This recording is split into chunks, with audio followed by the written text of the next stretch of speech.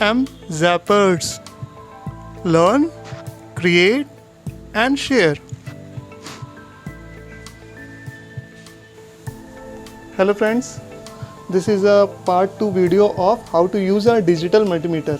पहले पार्ट में हमने ये जाना था हमारे डिजिटल मल्टीमीटर के ऊपर जो भी चीज़ें लिखी रहती हैं उसका क्या क्या मतलब होता है और उससे हम क्या क्या नाप सकते हैं। इस वीडियो में मैं आपको एक्चुअली दिखाऊंगा कि हम मल्टीमीटर से कैसे क्या क्या नापा जा सकता है।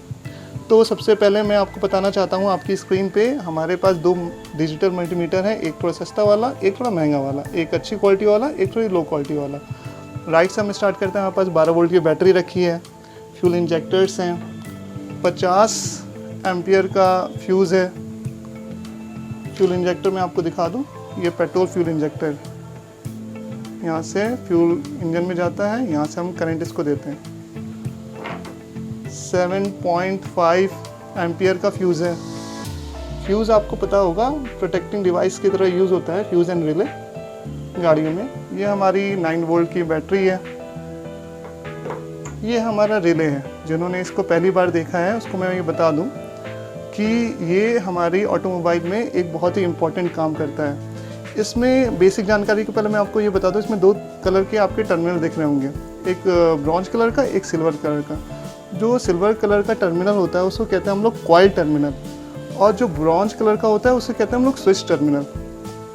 ठीक है, आगे बढ़ते हैं। ये हमारे सेमीकंडक्टर्स आ गए, इसे कहते हैं ट्रांजिस्टर। 3 पिन होता है, इसे कहते हैं ट्रांजिस्टर, सेमीकंडक्टर भी कहा जा सकता है। ये होता है हमारा डायोड, एक साइड से ओपन देता है करंट, एक साइड से क्लोज करंट देता है।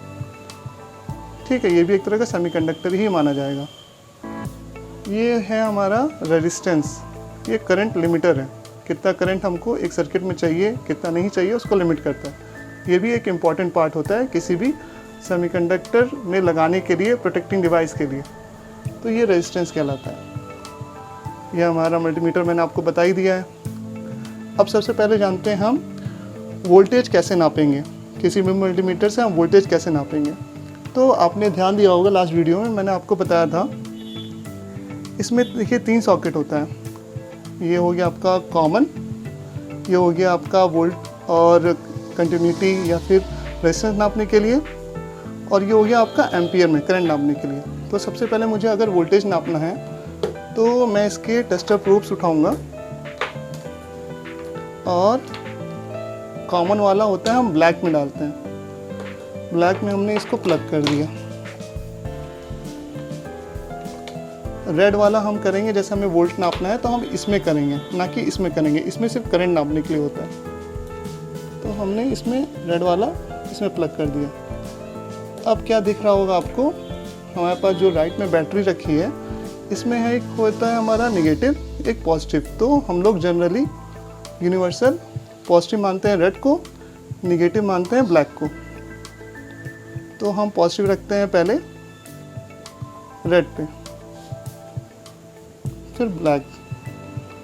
अभी देखिए हमने इसको ऑन नहीं किया, ये गलती हो गई। ये हमारी 12 वोल्ट की बैटरी है, तो हमें कितने पे रखना चाहिए, एक डायरेक्ट करंट हमें नापना है तो हम इस पे नहीं जाएंगे, ये अल्टरनेटिंग है, दिख रहा होगा। ये हमारा वोल्टेज डायरेक्ट है। तो अगर हमें 12 वोल्ट के अंदर की कोई चीज़ नापनी होगी तो हम 20 पे ट्राई करेंगे। अगर 20 से ऊपर होगा तो 200 पे इसे रोटर को स्विच करेंगे। तो जैसे ही आप रोटर स्विच करोगे मल्टीमीटर हमारा ऑन हो जाएगा। देखिए हमने 20 पे इसको सेट कर दिया है।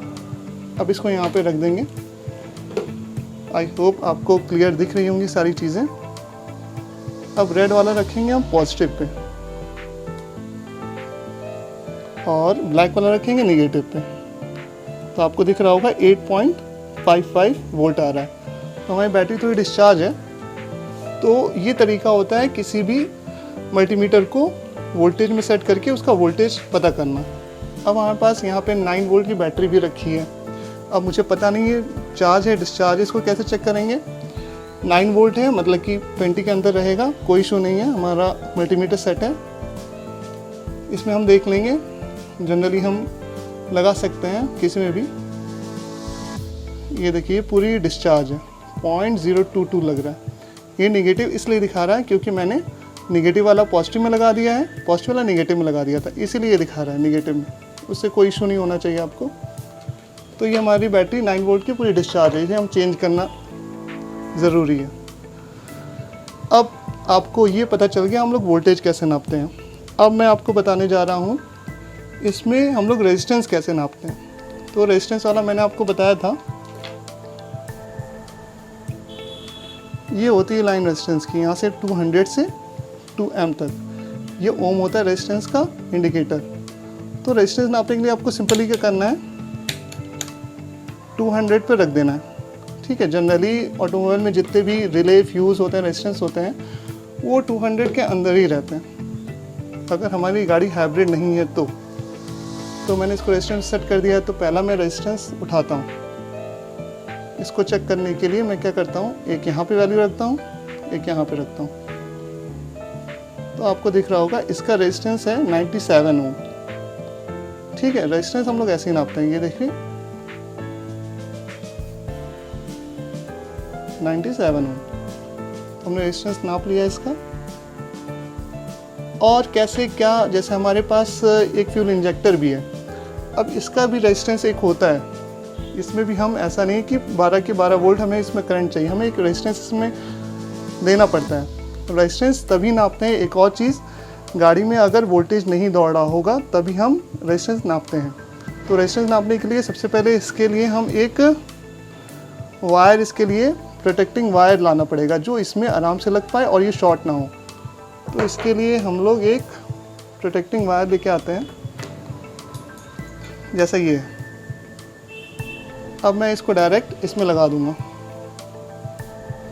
इससे क्या फ़ायदा हुआ है कि हमारा जो रेजिस्टेंस के टर्मिनल है वो डैमेज नहीं होंगे। अब मैं इसको यहाँ पे रख दे रहा हूँ। अब मैं क्या करता हूँ, ब्लैक वाला ब्लैक पे लगाऊंगा और रेड वाला रेड पे लगाऊंगा।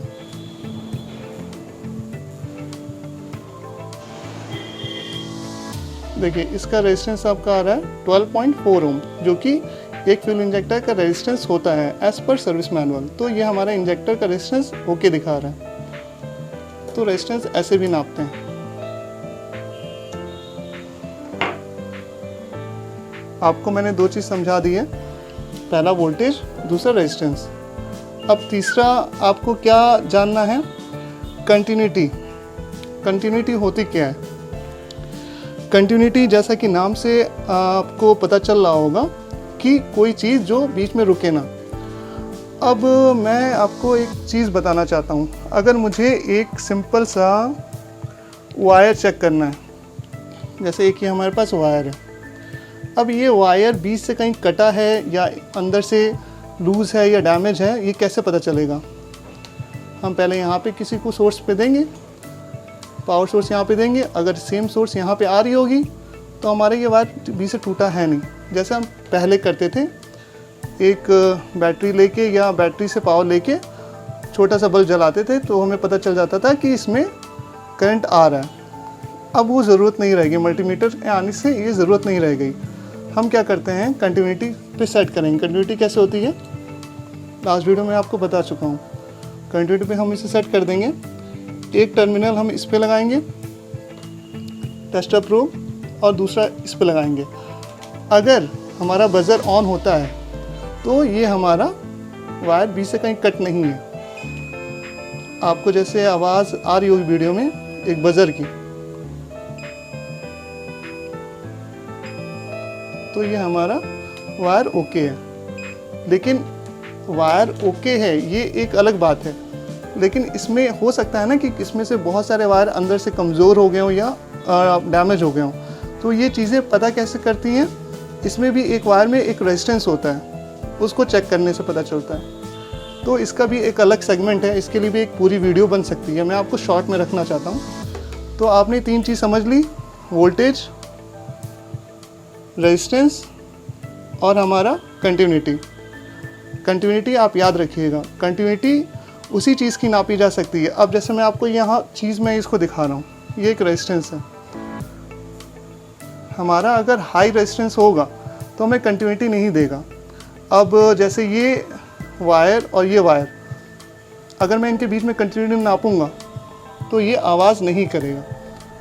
इसका मतलब ये नहीं कि ये एक दूसरे से कनेक्ट नहीं है, ये दूसरे एक दूसरे से कनेक्ट हैं और ओके हैं, लेकिन ये हमें दिखाएगा नहीं। देखिए इसमें कंटिन्यूटी नहीं दिखा रही है, लेकिन 95 वैल्यू आ रही है, मतलब हाई रेजिस्टेंस पे हमें कंटिन्यूटी नहीं मिलेगी।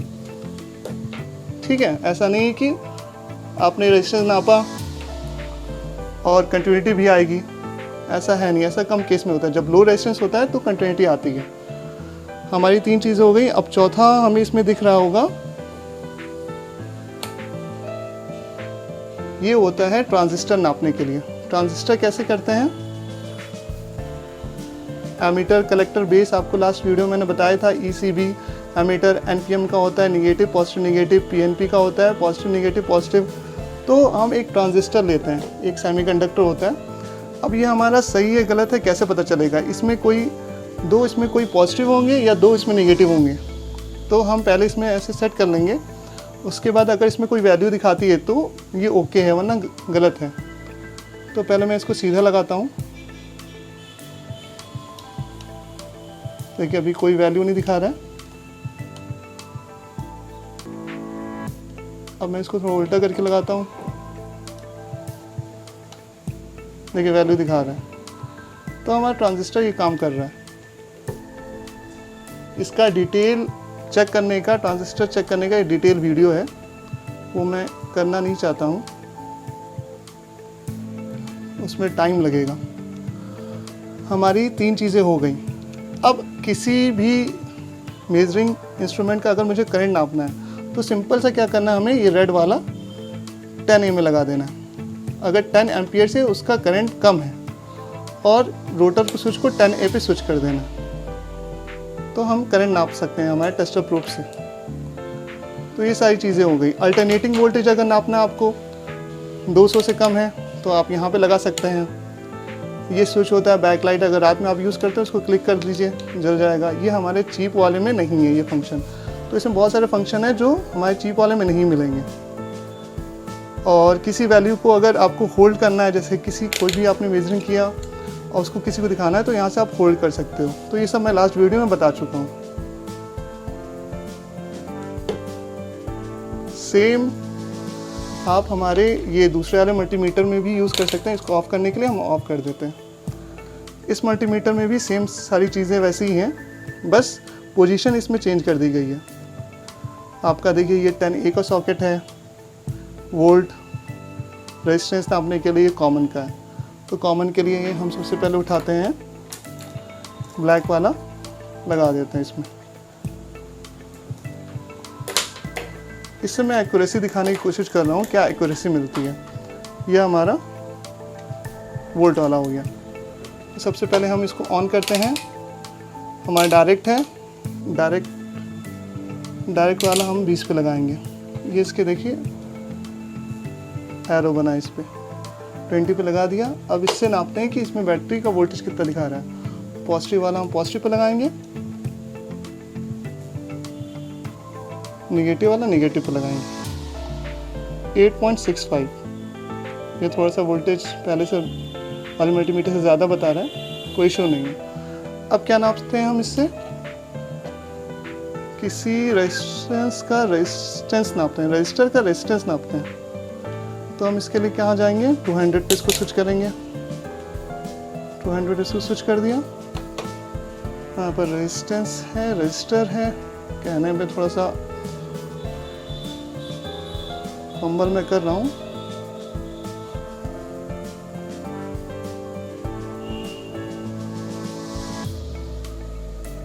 .4, ठीक है। तो ये सारी चीज़ें हम नाप सकते हैं। अब क्या होता है, अब हम ये जानते हैं कि हम किसी भी फ्यूज़ को कैसे चेक करेंगे। कोई भी अगर गाड़ी आती है, हमें उसको तुरंत चेक करना है, तो हम उसको कैसे चेक कर सकते हैं। तो ये जैसे 50 एम्पियर का फ्यूज़ है, तो सबसे पहले हम क्या करेंगे, हमें कंटिन्यूटी चेक करनी है। तो कंटिन्यूटी कैसे चेक करती हैं, ये करंट पे लगा है, तो इसको हम पहले बगल वाले सॉकेट पे लगाएंगे। पहला काम हो गया, ये कंटिन्यूटी पे सेट है ऑलरेडी। अब हम देखेंगे कि हमारा ये 50 एम्पियर का फ्यूज़ सही है कि नहीं। तो ये हमारे दोनों टेस्टर प्रूव हो गए। हम क्या करेंगे, सिंपली इसमें पुट कर देंगे। अगर आवाज़ आती है तो ये ओके है, नहीं आती है तो ख़राब है। बजर का आवाज़, तो देखिए इसमें आवाज़ आ रही है, तो ये हमारा फ्यूज़ ओके है। फ्यूज़ जैसा आपको पता ही होगा एक प्रोटेक्टिंग डिवाइस होती है। अगर 50 एम्पियर से ज़्यादा इसमें करंट जाता है तो इसमें बीच में एक सिंपल सा स्टेम होता है, आपको दिख रहा होगा, वो गल के टूट जाता है। जिससे क्या होता है, ये जिसको करंट प्रोवाइड कर रहा है कोई भी डिवाइस, तो उसको ओवर करंट नहीं जाता है, जिससे वो डिवाइस बच जाता है। तो ये 50 एम्पियर का फ्यूज़ हमने देखिए चेक किया, ये ओके कंडीशन में। अब दूसरा कैसे चेक करते हैं, 7.5 एम्पियर है। अब इसको चेक करने के लिए आपको सिंपली कुछ नहीं करना है। जैसे ये आपका लग के आया, दोनों पिन के ऊपर आपको एक पॉजिटिव एक नेगेटिव टेस्टर प्रूफ लगा देना है। जैसे मैं लगाने की कोशिश कर रहा हूँ।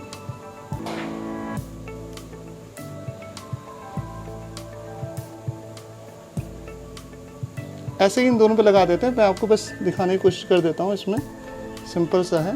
और मेरे पास ये ओपन कंडीशन में, तो मैं इसके बॉटम पे लगा दूँगा। देखिए आवाज़ आ रही, तो ये भी हमारा फ्यूज़ ओके है। अब हम क्या करते हैं, रिले कैसे चेक करते हैं कि रिले हमारा ओके है कि नहीं होता है। सबसे पहले हम देखते हैं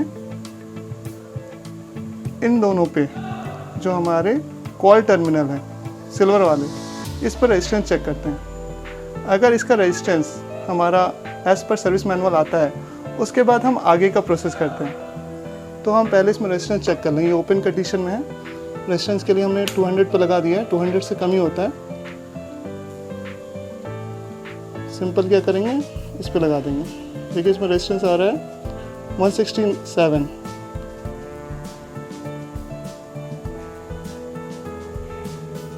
168। एक बात और बता दूं आपको मैं, रेजिस्टेंस हमारा रूम टेम्परेचर पे भी डिपेंड करता है। तो ये चीज़ आपको ध्यान में रखनी है कि हमारा रेजिस्टेंस रूम टेम्परेचर पे भी डिपेंड करता है। अगर कम टेम्परेचर है तो हमारा रेजिस्टेंस कम होगा, ज़्यादा टेम्परेचर है तो रेजिस्टेंस हमारा ज़्यादा होगा।